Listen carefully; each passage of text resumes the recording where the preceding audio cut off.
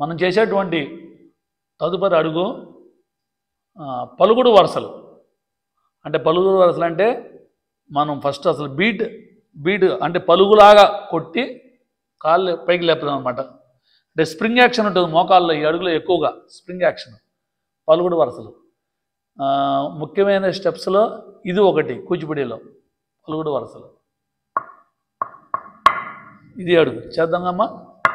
తక దిన్నతం తక దిన్నతం తక దిన్న తెక్కి తెదా తాం దత్తే తెక్కి స్మైల్ తెక్కి తెదా తాం తత్తే తెక్కి తత్తా తెక్కి తెదా తాం తత్తే. మళ్ళీ నేను చూసుకోండి కాల ప్రమాణం.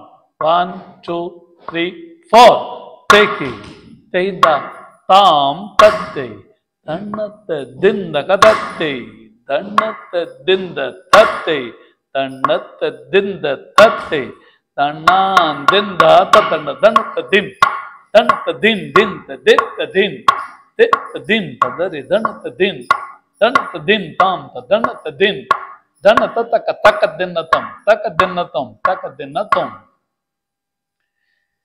ఈ అడుగులు మనం కూచిపూడిలో చాలా ముఖ్యమైన స్టెప్స్ అని చెప్పా కదా ఇందాక.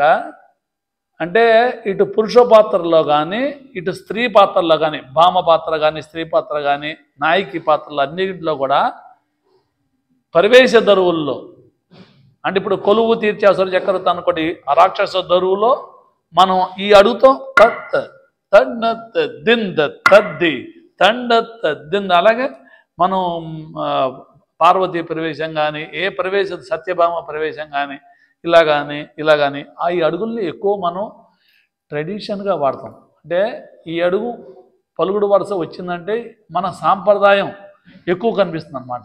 సాంప్రదాయం మిగతా నృత్యాల్లో ఎక్కువ, అసలు మిగతా నృత్యాల్లో రాదు. కూచిపూడి నృత్యంలో మన ప్రవేశ పాత్రల్లో అంటే రాక్షస పాత్రలు అవ్వచ్చు, కొన్ని పురుష పాత్రలు అవ్వచ్చు, కొన్ని స్త్రీ పాత్ర, భామ పాత్ర, నాయకి పాత్రలు అన్నింటిలో కూడా ఇది చాలా ముఖ్యంగా వస్తుంది. పలుకుడు వరుసలు అంటారు దీన్ని. ఇదన్నమాట.